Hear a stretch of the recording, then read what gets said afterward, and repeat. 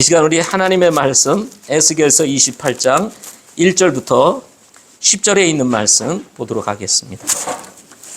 말씀의 제목은 편견과 상식의 위험성이라는 제목으로 같이 말씀을 나누도록 이렇게 하겠습니다. 제가 한 번은 의사의 반란이라고 하는 책을 읽은 적이 있었습니다. 이 의사인 신우섭 씨가 쓴 책입니다.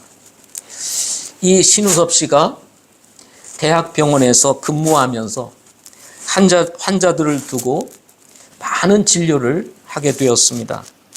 그런데 그 진료 가운데서 한 가지 의문이 있었다고 합니다. 그것은 아픈 환자들을 두고 약을 처방하거나 수술을 하는 것만이 다가 아니라는 생각이었다는 것입니다. 왜냐하면 약이라고 하는 것은 증세를 완화시켜 주기는 하지만 근본적으로 치료를 해주는 것이 아니라는 것이었습니다.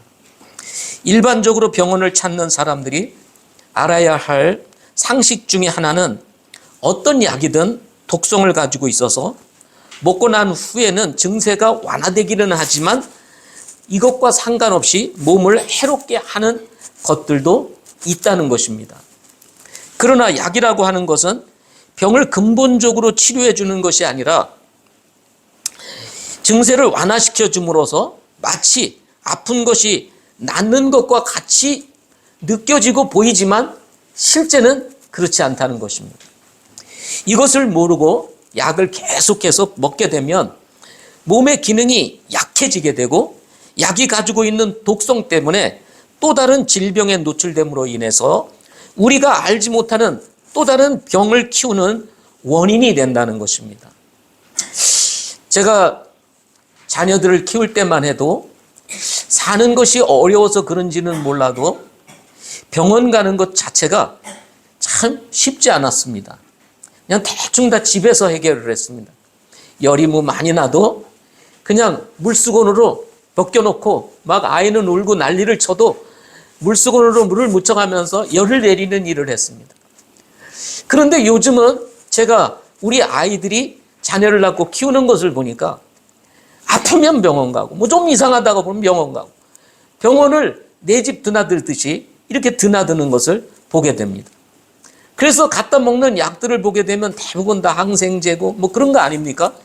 그러다 보니 당장 아이가 뭐 기침이 멈추든지 감기가 나을 수는 있는지 모르겠지만은 그것이 자꾸 먹다 보면 내성이 약해짐으로 인해서 건강이 나빠지게 된다는 사실입니다.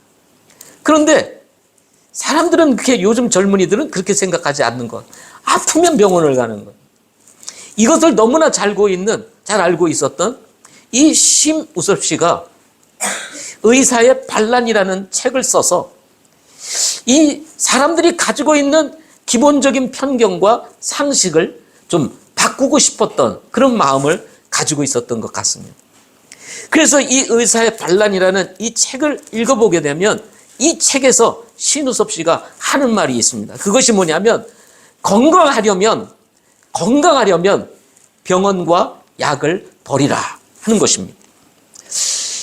저는 이 의사의 반란이라는 책을 읽으면서 알게 된 것 중 하나는 우리가 알고 있는 이 편견과 상식이 우리의 건강을 해치는 치명적인 이유가 될 수가 있다는 것입니다. 일시적인 건강과 달리 사실은 어찌 보면 우리의 몸을 연약하게 만들어서 더 해롭게 할 수 있기 때문에 그렇습니다. 그래서 우리가 알고 있는 이 기본적인 상식, 또 우리가 가지고 있는 이 그릇된 편견이 오히려 우리의 건강을 해칠 수가 있다는 것입니다. 그런데 이것이 건강만의 문제이겠느냐 하는 것입니다. 영적인 문제도 마찬가지라는 것입니다. 건강은 이 땅에 사는 동안 필요한 것이지만 영적인 것이라고 하는 것은 영혼과 연결이 되어 있다는 측면에서 이것은 더 중요한 의미라고 할 수가 있는 것입니다. 오늘 말씀은 유다를 적대한 주변 나라들 중에 두로에 대한 심판을 대언하고 있는 말씀이라고 할 수가 있습니다. 이 두로에 대한 심판 이야기는 에스겔서 26장부터 시작이 됩니다. 오늘 읽었던 이 말씀은 이 두로의 심판에 대한 끝부분이라고 할 수가 있습니다. 앞장의 내용을 다 살펴볼 수는 없지만 마지막 나오는 본문을 통해서 사람이 가질 수 있는 편견과 상식이 한 나라의 백성을 심각한 위기에 빠지게 할 수 있다라고 하는 사실을 우리는 이 말씀을 통해서 살펴볼 수가 있다는 것입니다. 두로라고 하는 이 나라는 레바논 남부 지방의 해안에 위치한 항구 도시였습니다. 유적으로 남아있는 이 두로의 도시 흔적들을 따라가 보면 아름다운 지중해와 그리고 하얀 대리석이 조화된 넓은 도시로서 한때 이 두로가 매우 번창했던 고대 페니키아의 최대 항구 도시였음을 실감나게 한다고 합니다. 두로는 레바논산 백향목으로 만든 목선으로 해상권을 잡으면서 고대 지중해 해상 무역의 중심지가 되었다고 합니다. 고대로부터 지중해 해안의 조개에서 채취한 고귀한 자주 염색료와 유리 무역이 활발했고 오랫동안 시실리와 북아프리카에 식민지를 두며 해상 무역으로 번창했던 나라가 바로 이 두로였다고 합니다. 열왕기상 5장과 11장을 읽어보게 되면 두로 왕 히람이 다윗과 솔로몬에게 예루살렘 성전과 그리고 그의 궁전을 만들 백향목과 수준 높은 기술자들을 제공해 주었던 것으로 볼 때 이 두로가 얼마나 번창했던 그런 나라였는지를 우리가 짐작할 수가 있게 되는 것입니다. 그러나 이렇게 번창했던 두로는 모든 부와 영화를 뒤로한 채 이제는 한적한 어촌으로 옛 도시의 명맥을 이어가는 유적 도시로만 남아있다는 것입니다. 에스겔 대언자는 두로를 두고 이렇게 대언을 합니다. 에스겔서 26장 4절 말씀에 보면 그들이 두로의 성벽을 무너뜨리며 그녀의 망대를 헐 것이요 나도 그녀에게서 티끌을 벗겨내어 그녀를 바위 꼭대기같이 되게 하리라 하고 말씀하고 있는 것을 보게 됩니다. 성벽이 무너지고 그야말로 그물을 치는 장소가 돼버리고 초라한 어촌 마을이 되겠다는 것입니다. 그리고 마치 여기 보니까 뭐라고 그랬습니까? 그녀를 바위의 꼭대기같이 되게 하리라. 여기서 그녀는 두로를 얘기합니다. 바위의 꼭대기, 그야말로 얼마나 쓸쓸하고 그리고 외로운 존재가 되겠습니까? 그런 존재가 되게 하겠다, 이렇게 말씀을 하고 있는 것입니다. 26장 14절에서는 또 내가 너를 바위의 꼭대기같이 되게 할 터인즉 내가 그물을 치는 장소가 되고 다시는 건축되지 못하리라. 나 주가 그것을 말하노라. 주 하나님이 말하노라 하고 말씀을 하십니다. 두로가 망하게 된 이후에 어떤 도시가 될 것인지에 대해서 대언하고 있는 것입니다. 에스겔 대언자를 통해서 대언했던 이 말씀이 그대로 이루어짐으로 인해서 두로는 지금도 작은 어촌 마을에 그 배 몇 척이 있어가지고 그물을 치는 그런 항구로 전락해 있다는 것입니다. 그야말로 지금의 두로는 이렇게 초라한 어촌 도시가 되어버리고 그저 화려했던 유적만을 밝히고 있는 그런 도시가 되어버리고 있다는 것입니다. 이것이 현재 우리가 보고 있는 두로인 것입니다. 이해하기 어렵지만 이렇게 화려한 문명을 가지고 있었던 나라가 어떻게 망할 수 있었을까요? 궁금하지 않습니까? 저는 종종 선교 여행을 통해서 화려했던 문명이 망했던 곳을 가본 적이 있습니다. 특별히 앙코르와트 같은 도시를 몇 차례 이렇게 방문을 하게 되었습니다. 여러분, 앙코르와트를 가보신 분들은 아시겠지만 그 큰 성을 완전히 하나하나 조각해서 성을 전체를 조각품으로 만들어 놓은 그야말로 어마어마한 작품이라고 볼 수가 있습니다.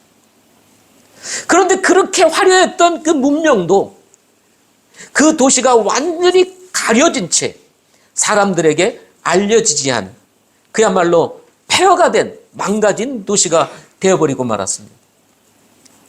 계속되는 소문과 전설로 인해서 한 사람이 이제 그 유적을 찾아갔다가 발견했던 곳이 바로 앙코르와트입니다. 가보고 놀란 것은, 야, 이렇게 화려했던 문명이었던 앙코르와트가 어떻게 이렇게 망해서 사람이 살지 않는 도시가 곳이 돼버리고 말았을까라는 것이 신기할 정도입니다. 한번 가보시면, 나중에 기회가 되면 한번 가보시기를 바랍니다. 이렇게도 망할 수 있구나 하는 생각을 가지게 되는 것입니다. 바로 오늘 그러한 나라 하나를 소개하고 있는 것입니다. 그게 어떤 나라입니까? 두로라고 하는 나라였습니다. 그런데 이것이 한 도시만의, 한 나라만의 문제일까요? 한 사람의 인생도 그럴 수 있다는 것입니다. 그릇된 편견과 상식이 우리의 인생을 망치게 할 수가 있다는 것입니다. 그렇다면 어떻게 하면 이 그릇된 편견과 상식으로 망하지 아니하고 우리가 제대로 신앙생활하며 주님을 섬길 수 있을까요? 오늘 말씀을 통해서 몇 가지로 생각해 보고자 하는 것입니다. 먼저는 우리가 있는 위치에서 벗어나지 말아야 한다는 것입니다. 자신의 위치를 떠나는 것이 위험하다는 것입니다. 두로의 통치자는 자신을 두고 나는 하나님이라, 내가 하나님의 자리 곧 바다들의 한가운데 앉아 있다고 2절에서 밝히고 있습니다. 여러분 2절을 한번 보시기를 바랍니다.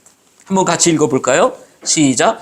사람의 아들아, 두로의 통치자에게 이르기를 주 하나님이 이같이 말하노라. 내 마음이 높아졌으므로 내가 말하기를 나는 하나님이라, 내가 하나님의 자리 곧 바다의 한가운데 앉아있다 하였도다. 이렇게 말씀, 여기까지 읽겠습니다. 두로의 통치자는 자신이 사람임에도 불구하고 하나님이라고 생각을 했습니다.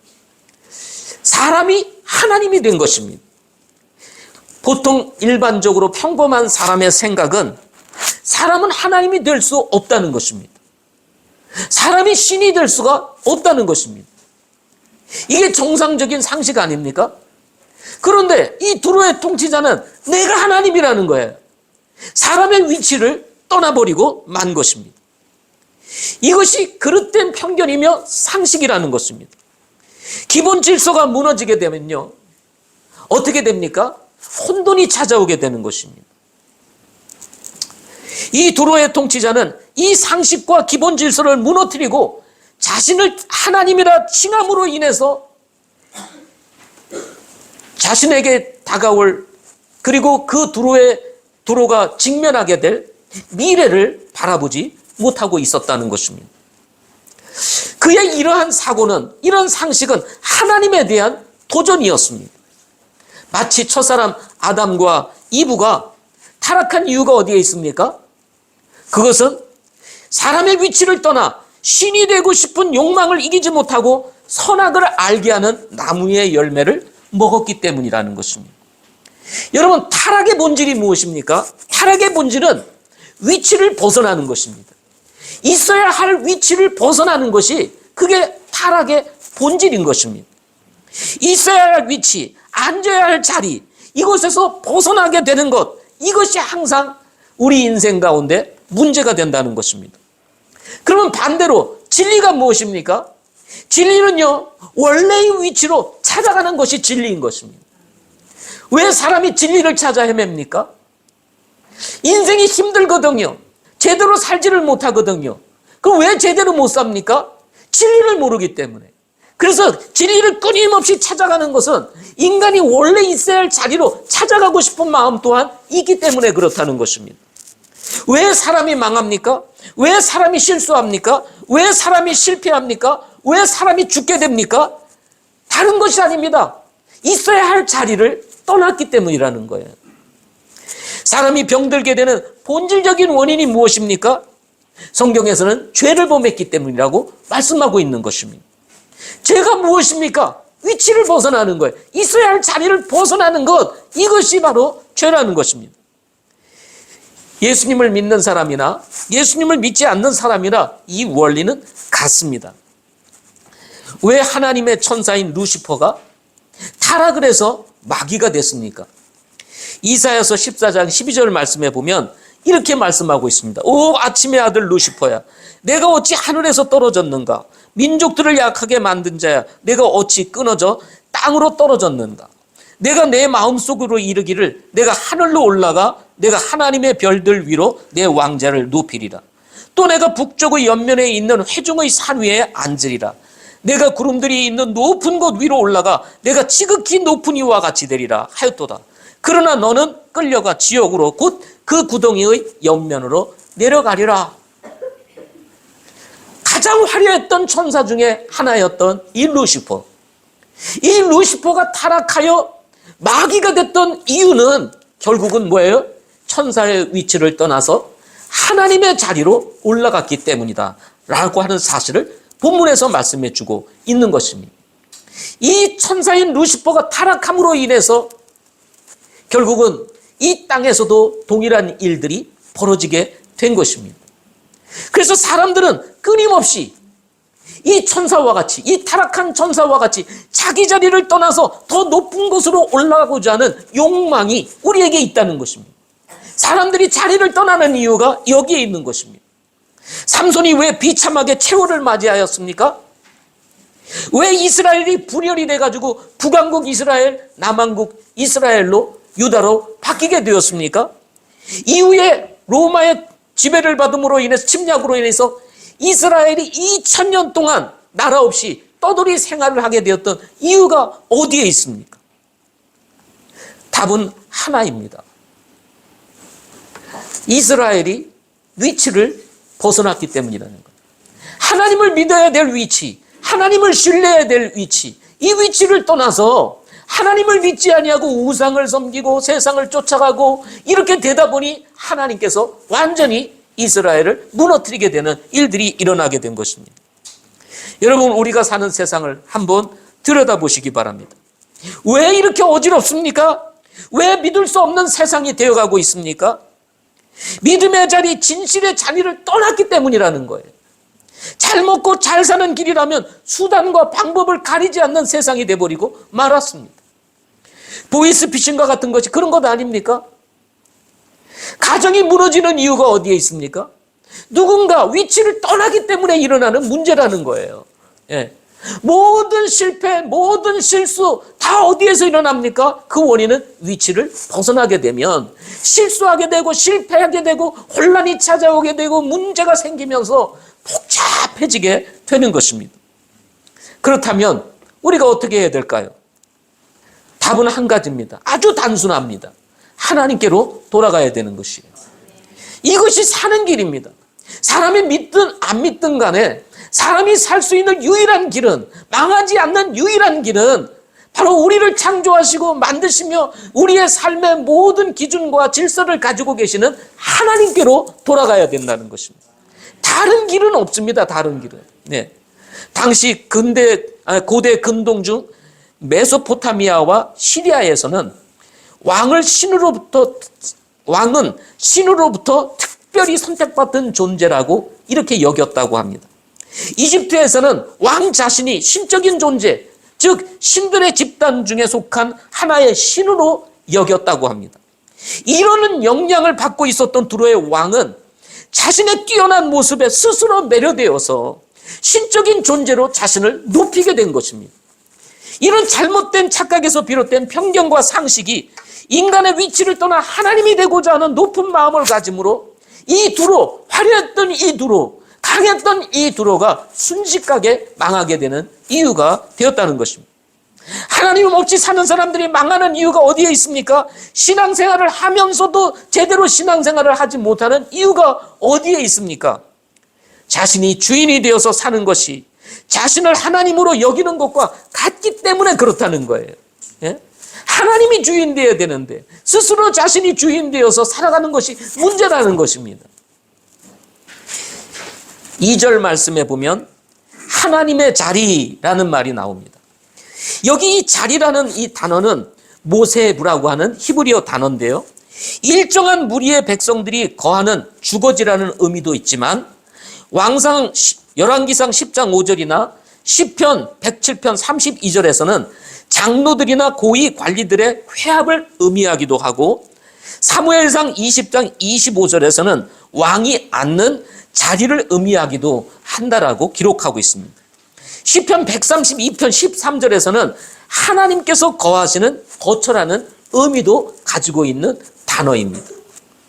그런데 이런 자리에 대한 성경의 이야기들을 쫙 단어들을 종합하면 공통적인 특징 하나가 나옵니다. 그것이 뭐냐면 나의 삶을 위한 의사결정을 내가 하겠다는 것에 초점이 맞춰 있다는 거예요.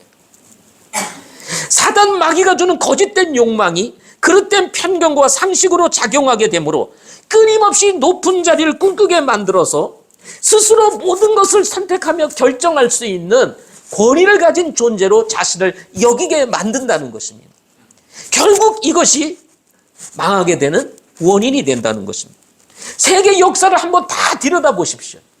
결국은 뭐냐면 자기 위치를 지나치게 벗어나게 됐을 때 망하는 길로 가게 된다는 것입니다. 하나님께서는 이런 사람들을 향해서 말씀을 하십니다. 잠언 16장 5절 말씀에 마음이 교만한 자는 다 죽게 가증한 자니 손에 손을 잡을지라도 그는 벌을 면하지 못하리라 그랬습니다. 교만한 자는 아무리 손에 손을 잡을지라도 벌을 면하지 못하리라. 이것은 세상의 법칙이기도 합니다. 예. 그래서 교만한 사람을 싫어하고 겸손하라 이렇게 말하는 이유가 여기에 있는 것입니다. 잠언 16장 18절에도 보면 멸망에 앞서 교만이 나가면 넘어짐에 앞서 거만한 영이 있느니라 하고 말씀을 했습니다. 여러분, 우리가 망하지 않는 신앙생활, 정말 신앙생활 잘하려면 우리가 있어야 할 위치를 잘 잡고 머물러 있어야 한다는 것입니다. 그게 안전한 거예요. 그게 행복의 길인 것입니다. 욕심을 내어서 뭔가 좀 자리를 떠나가지고 뭘 취해보려고 하는 순간 문제가 일어나게 되는 것입니다. 두로가 그랬다는 것입니다. 두로가. 두 번째로 우리가 이 말씀을 통해서 배우는 것이 있다면 사람의 지혜와 능력을 의지하지 말고 하나님의 지혜와 능력을 의지하라는 것입니다. 우리가 아는 사실 중에 하나는 사람이 아무리 뛰어나고 똑똑한 것 같아도 한계가 있다는 겁니다. 한계. 예. 하나님은 무한하지만 인간은 그렇지 못합니다. 이것도 모르고 마치 하나님같이 모든 것을 할 수 있는 지혜와 능력이 있다고 생각하는 것입니다. 이게 문제인 거예요, 이게. 예? 세상의 목소리를 한번 들어보십시오. 사방에서 들려오는 소리가 무슨 소리입니까? 내 자신을 믿어라. 할 수 있다고 생각하면 뭐든지 할 수 있다. 너의 인생 네가 살아라. 누가 책임져 주니? 아무도 책임져 주지 않아. 그러니 내 인생 내가 살아야 돼. 이런 메시지를 계속 줍니다. 과학의 문명이 발달하면서 많은 것들이 새롭게 만들어지고 있습니다. 자동차를 비롯해서 비행기, 컴퓨터, 스마트폰, 아이패드. 제가 자주 이 제주에 있다 보니까 비행기를 타고 이제 자주 이제 육지를 갔다 오고 이렇게 갔다 오는데요. 비행기를 다 바라보고 또 탈 때마다 야, 이렇게 큰 놈이 이 많은 사람들을 태우고 난다는 게 항상 신기하고 놀랍다. 이렇게 느껴집니다. 한편으로는 약간 겁도 나요. 이놈이 언젠가는 떨어질 텐데. 이런 생각이 들어요, 안 들어요? 솔직히 들죠? 예? 이게 나는 것은 좋은데 이게 문제가 생기면 떨어질 수 있다는 생각. 그러면 그냥 다 몰살이잖아요. 이런 생각이 들 때가 있다. 그런데 그래도 어떻게 저놈이 나냐? 어? 아무리 제트 엔진이니 그래도 어떻게 저 많은 짐을 싣고 사람 수백 명을 싣고 나냐는 거죠. 야, 참 신기하다. 이렇게 생각이 들 때가 늘 비행기를 탈 때마다 생각을 하게 됩니다. 여기에다가 우리 손에 있는 스마트폰, 아이패드, 제가 아이패드에다 지금 여기 저장을 해가지고 지금 다 하고 있지 않습니까? 옛날엔 다 A4 용지 복사해가지고 다 이렇게 했는데 지금은 여기다가 다 저장을 합니다. 과거 목회를 할 때 설교를 막 뽑았던 설교 그 내용을 쌓아놓았더니 막 이렇게 쌓여가지고 나중에 이건 처리 곤란해가지고 결국 이리 옮겼다 저리 옮겼다 다 버리고 막 이랬습니다. 그런데 지금은요, 어떻게 해요? 여기에 쏙쏙 다 들어갑니다. 다 저장이 됩니다. 예. 먼지 것도 없고, 이사를 가지고 힘들게 날릴 필요도 없고, 여기 다 저장이 돼요. 시대가 참 좋아졌다 이렇게 얘기들 합니다. AI가 탑재한 이제 자동차가 곧 이제 나옵니다. 그죠? 이제는 운전을 할 필요가 없대요. 예? 딱 찍어만 놓으면은 자기가 알아서 싹 하는 시대가 온다는 거죠. 조금 있으면요 어떻게 되는 줄 아세요? 한 사람당 한 사람이 자기 로봇을 다 데리고 산다는 겁니다. 이제 예? 다 한 사람이 자기 로봇을 하나씩 다 가지고 사는 거예요. 그래서 뭐 해달라 그러면 뭐 해주고 뭐 물어보면 다 대답해주고 이런 시대가 온다는 것입니다. 여기에 지금처럼 이렇게 저기 복잡하게 막 트래픽이 걸리고 막 이렇게 자동차 이 필요 없어. 이제 드론 택시가 이제 생기는 겁니다. 예? 제주는 이제 곧 그거를 한다고 그러잖아요. 예? 드론 택시. 이런 것들을 보면서 사람들은 하나님의 지혜와 능력보다도 사람의 지혜와 능력을 점점 더 신뢰하게 됩니다. 야, 이런 세상에 하나님이 어디 있어? 예? 이런 세상에 하나님이 어디 있어?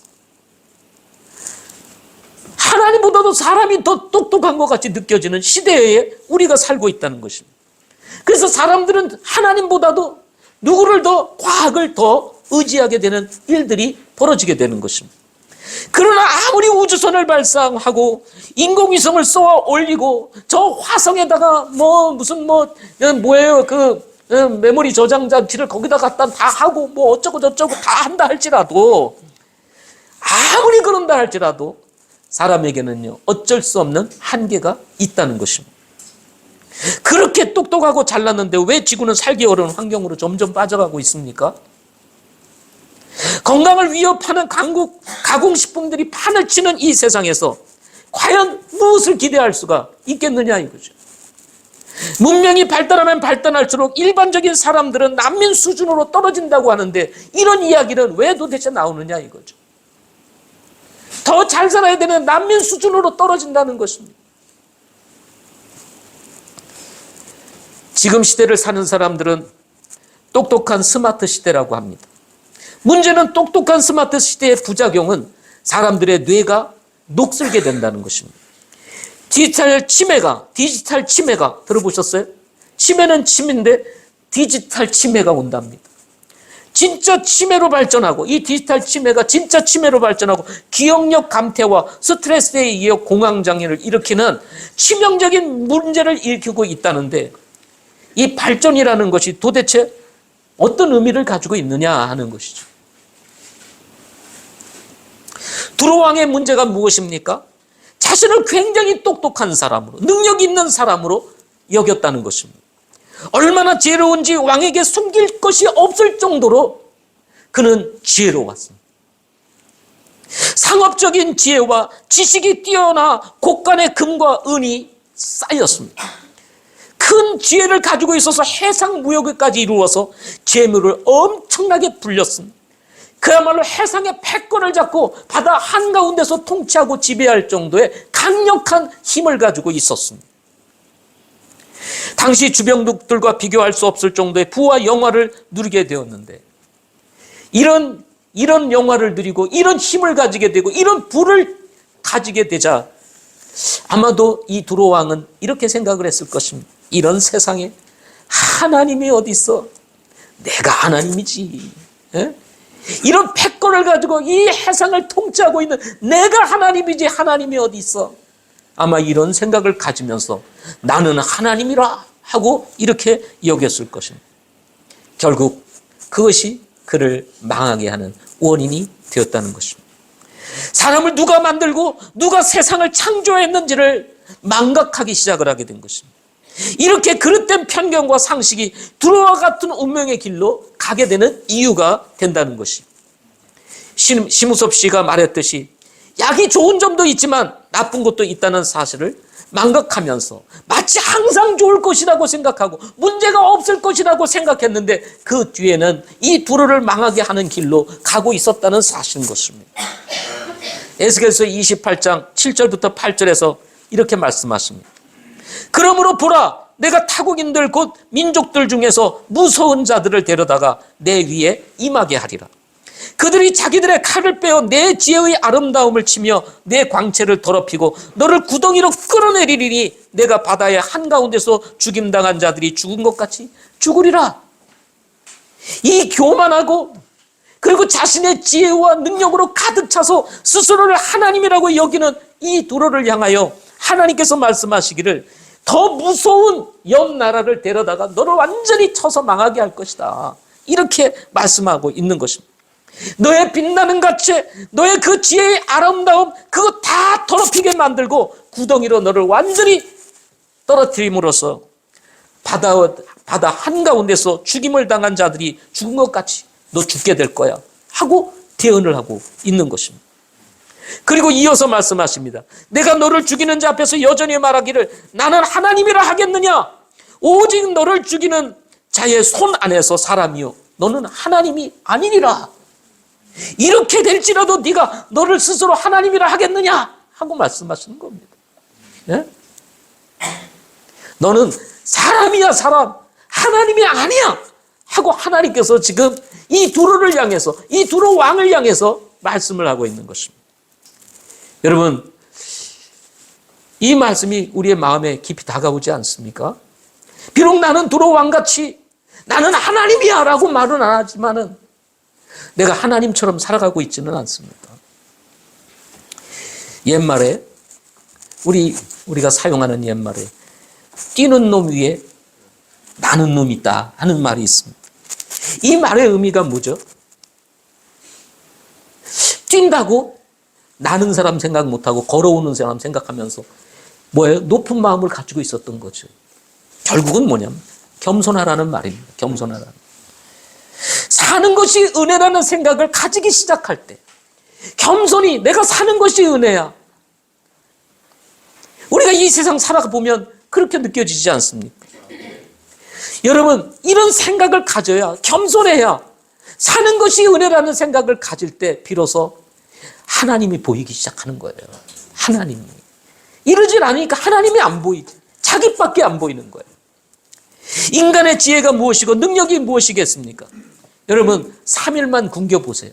어떻게 되나? 예? 3일만 한번 굶겨보세요. 여기 계신 분들 3일만 굶겨보세요. 예? 다 그냥 해롱 막 하늘이 빙빙 돌고 난리가 날 겁니다. 지혜 능력 아무 소용도 없어요. 중병에 걸려보세요. 예? 죽음을 위협하는 중병에 한번 걸려보세요. 인간의 지혜, 인간의 능력, 이 많은 문명 무슨 의미가 있어요? 아무것도 아닙니다. 할 수 있는 게 없어요. 할 수 있는 게 없어. 지금도 마찬가지입니다. 봄이 되니 싹이 납니다. 꽃이 핍니다. 열매를 맺습니다. 여러분 이런 일들이 어찌 일어날 수가 있겠습니까? 세상을 만드신 하나님의 지혜와 능력이라는 거예요. 우리가 사는 것 같이, 우리가 능력으로 사는 것 같고 우리가 지혜로 사는 것 같지만요.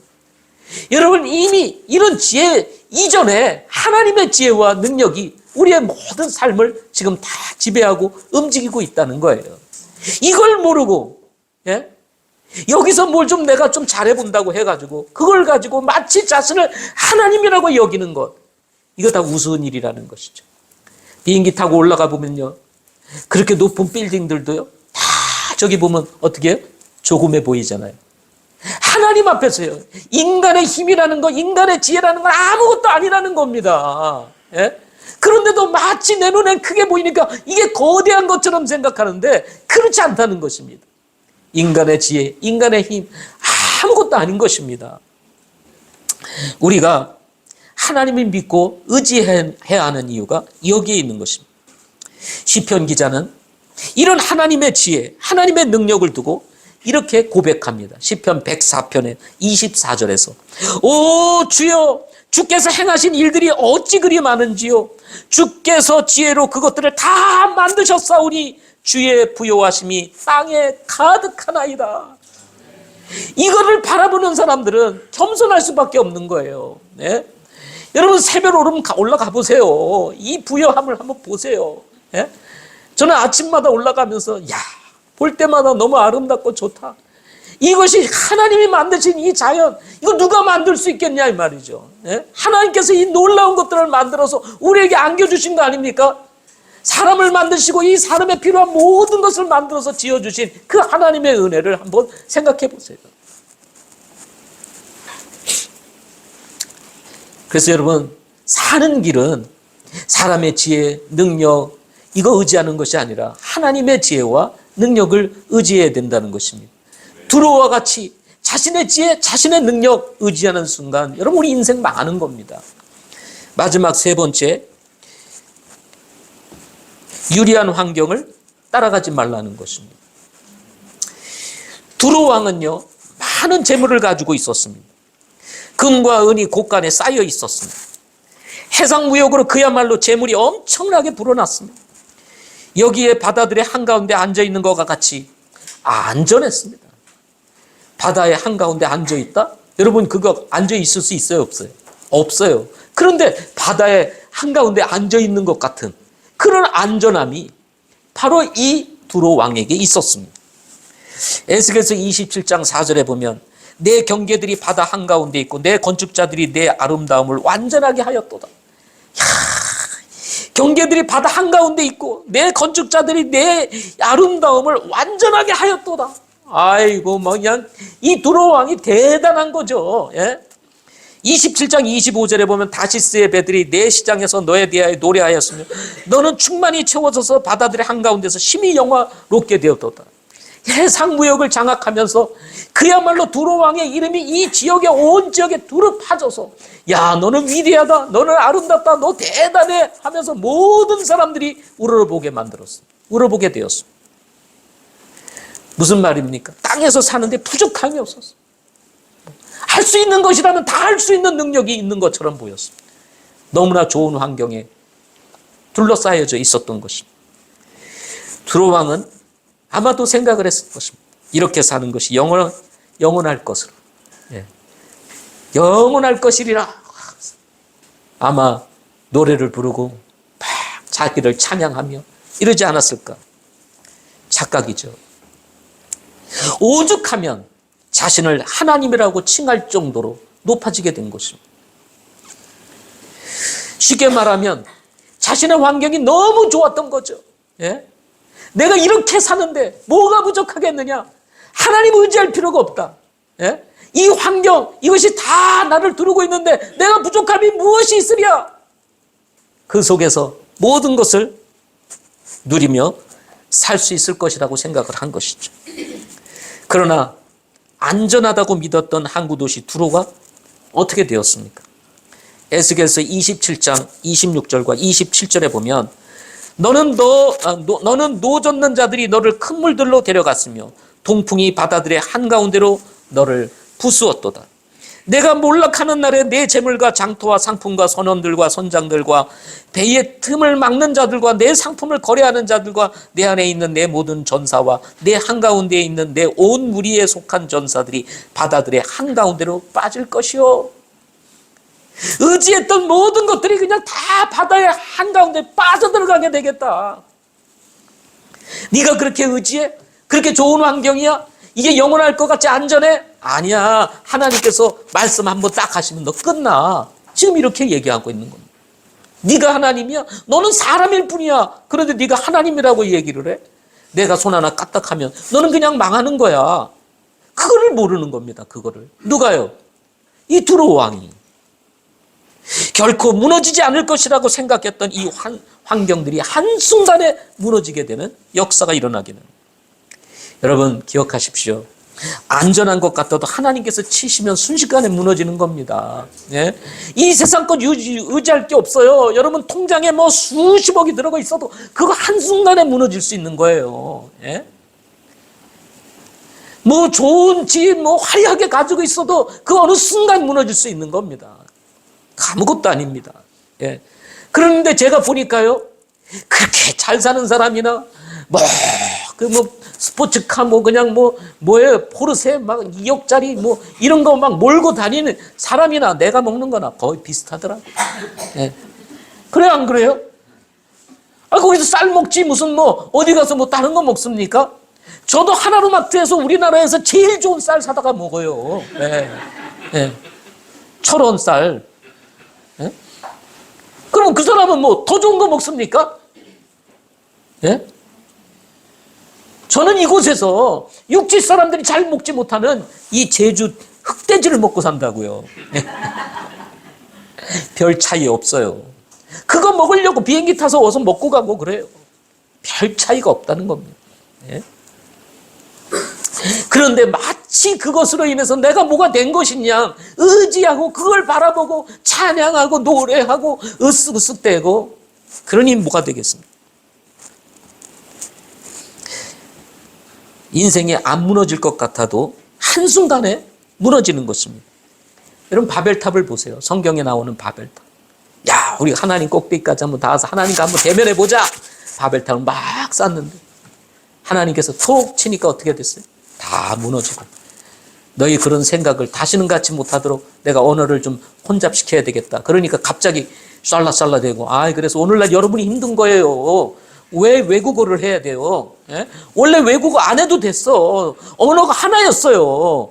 근데 문제는 뭐냐면 인간이 인간의 위치를 떠나서 하나님이 되고자 하다 보니까 어떻게 해요? 안 되겠다 해서 하나님이 다 흩어버려가지고 우리가 이렇게 피곤하게 사는 이유가 여기 있는 겁니다. 뭐 때문에? 죄 때문에.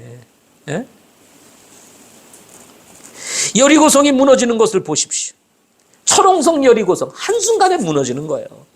골리앗 누구도 이길 수 없을 것이라고 생각했는데요. 하나님 무너뜨리는 겁니다. 바벨탑이 무너지는 것, 바벨론이 무너지는 걸 보세요. 예? 당시에 이 고대 근동을 통치했던 이 바벨론 그게 무너지는 거예요. 로마가 무너집니다. 미국도 무너지고 있다고 그러잖아요. 예? 성경에 보면 결국은 미국도 힘없는 나라가 될 것이라고 하는 것이 우리의 보편적인 생각입니다. 그렇게 점점 가고 있어요. 네. 여러분 건강, 젊음, 여러분 때가 되면 다 무너집니다. 저도 항상 젊을 줄 알았어요. 예. 마음은 여전히 18 청춘이야. 28도 아니야. 18이야. 예. 그런데 몸은 김종구야. 예? 김종구 아세요? 두만강 푸른 물에 불렀던 그 나이 많으신 김종구. 예? 그 박남정과 김종구를 비교해가지고 얘기를 하던 우리의 시대가 있었습니다. 청년들이 겸손해야 하고 잘 나간다 해도 잘 나간다고 해도 겸손해야 되는 이유가 여기에 있는 겁니다. 하나님의 영원한 것을 소유할 사람이 없기 때문에 그렇습니다. 예?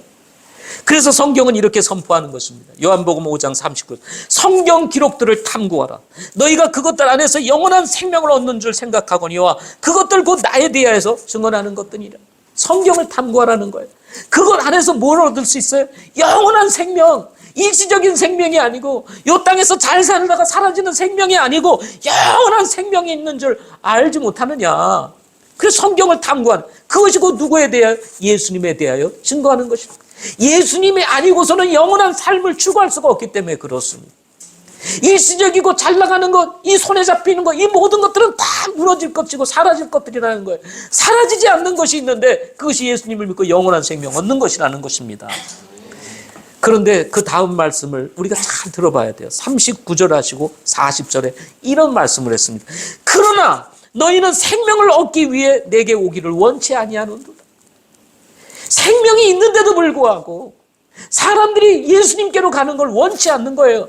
잘못된 편견과 상식으로 인해 가지고 무슨 거기에 생명이 있어, 무슨 예수님을 믿어야 생명이 있어, 지금 현재 내가 잘 사는 것이 최고지, 이렇게 생각하는 거죠. 돈이 힘이야, 권력이 힘이야, 그래도 이 세상에서 뭐 잘 좀 살아봐야지, 이렇게 생각하고 하나님을 멸시하고 마치 자신이 하나님 되어서 살아가고 있는 이런 사람들을 우리가 바라보게 되는 것입니다. 여러분 기억하십시오. 정해진 인생 사는 게 전부가 아닙니다. 우리는 다 정해진 인생을 사는 거예요. 시한부 인생을 사는 거예요. 예? 어차피 우리는 시한부 인생을 사는 거예요. 예? 죽기로 이미 작정이 돼 있어요. 예? 뭐 영원히 살 것 같습니까? 아닙니다. 어차피 그 길을 향해서 가야 돼요. 그러나 정해진 인생 다음에 또 다른 세계가 있다는 것을 성경은 말씀하고 있다는 것입니다. 그러니까 정해진 것만 생각하고 여기서 뭘 하려고 하는 것이 아니라 그 다음 것을 바라보면서 우리가 준비하고 살아가야 된다는 것입니다. 왜? 하나님께서는 영원한 분이시며 그분께서 사람을 만드시고 천지를 창조하신 유일하신 하나님이시기 때문에 그렇습니다. 그래서 성경은 말합니다. 보이는 소망이 소망이 아니라 보이지 않는 소망이 소망이라고 그러는 거예요.